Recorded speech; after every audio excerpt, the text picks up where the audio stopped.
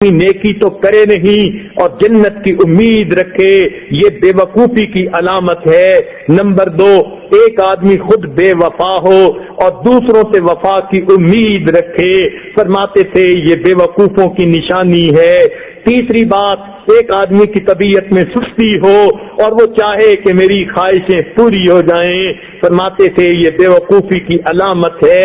سست آدمی کی خواہشیں کبھی پوری نہیں ہوتی، اپنی خواہشوں کو پورا کرنے کے لیے کام کرنا پڑتا ہے، تو فرماتے تھے کہ سستی ہو بندے کی طبیعت میں اور دل میں امید رکھے کہ میری خواہشات، میرے آبجیکٹو پورے ہو جائیں گے، تو یہ بے وقوفی کی علامت ہے۔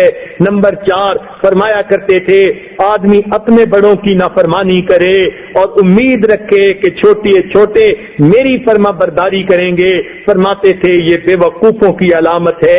ایسا کیسے ہو سکتا ہے؟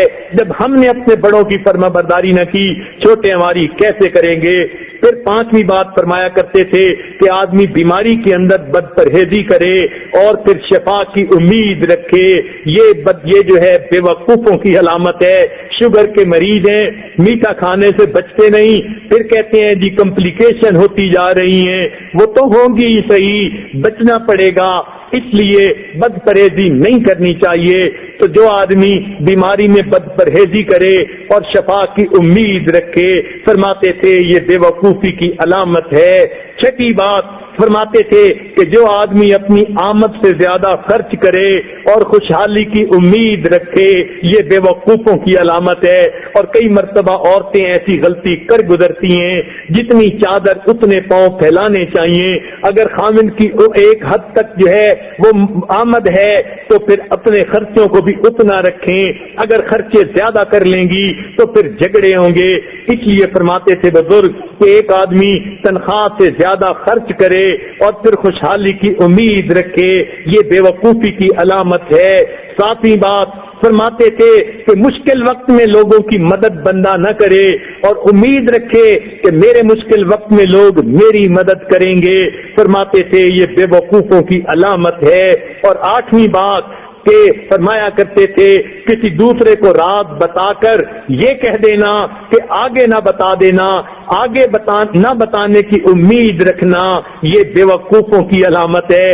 اور عام طور پر یہ بات زیادہ دیکھی گئی کہ عورتیں ایسی باتیں جو دوسرے کو نہیں بتانا چاہتی وہ اس کو کہتی ہیں کہ اچھا میں نے تو تمہیں بتا دیا، آگے نہ بتانا، وہ کہتی ہے بہت اچھا، پھر وہ آگے کسی کو بتاتی ہے اور کہتی ہے میں نے تو تمہیں بتا دیا، آگے نہ بتانا، آگے نہ بتانے کی امید پر یہ راز اوپن سیکرٹ بن جاتا ہے، ٹاک آف دی ٹاؤن بنا ہوا ہوتا ہے۔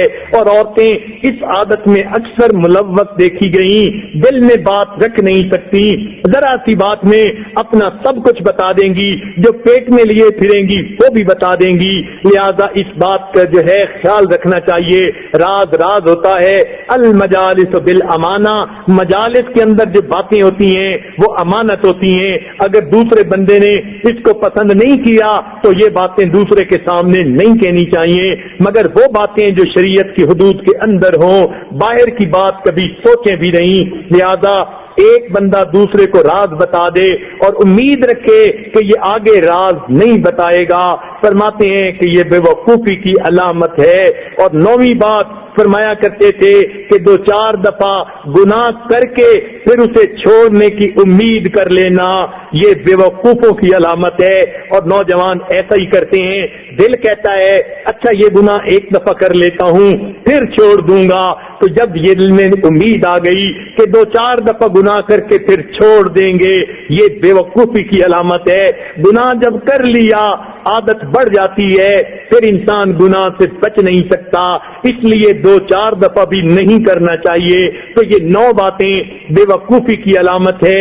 آپ سوچ سکتی ہیں کہ 10ویں بات جس کو ہمارے بزرگوں نے بے وقوفی کی علامت کہا وہ بھلا کیا ہو سکتی ہے؟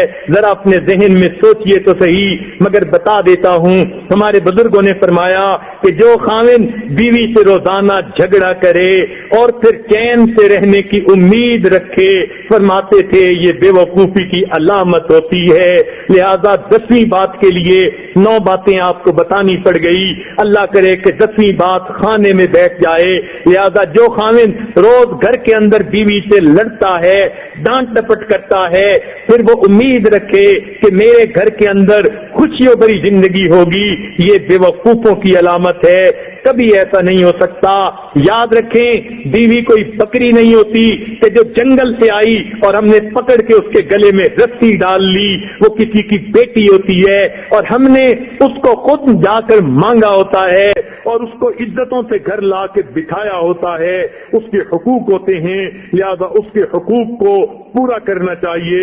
جب کلمہ پڑھا تو پوری شریعت پر عمل کرنا انسان پر لازم ہو گیا۔ اسی طرح جب نکاح میں قبلتو کا لفظ کہا تو بیوی کی سب ذمہ داریاں خاوند کے سر پہ آ پڑی، ان کو نبھانا چاہیے، مرد بن کر نبھانا چاہیے۔ اب ذرا اس پورے مضمون کو یہ عاجز ذرا جو ہے سمیٹتا ہے تاکہ آپ اس بات کی جو ہے پوری جو ہے وہ جو سینٹرل آئیڈیا ہے اس کو سمجھ سکیں کہ بنیادی مقصد یہ ہے خاوند گھر کے اندر پیار محبت کی زندگی گزارے تاکہ گھروں کے اندر الفتیں اور محبتیں ہوں، بچوں کی تربیت اچھی ہو، میاں بیوی خوشیوں بھری زندگی گزاریں، یہ گھر جنت کے گھر کا نمونہ سا بن جائے، چھوٹا سا گلشن بن جائے، پھول ہی پھول ہو۔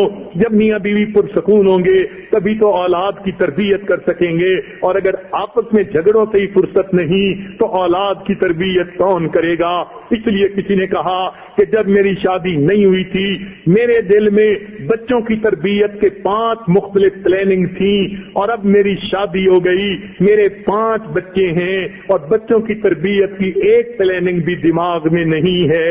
یہ ایسا ہی ہوتا ہے، آپس کے جھگڑوں سے فرصت نہیں ہوتی، بچوں کی تربیت کا وقت کہاں سے ملے گا؟ لہذا گھر میں محبت و پیار کی زندگی گزاریے تاکہ بچوں کی تربیت اچھی ہو، اور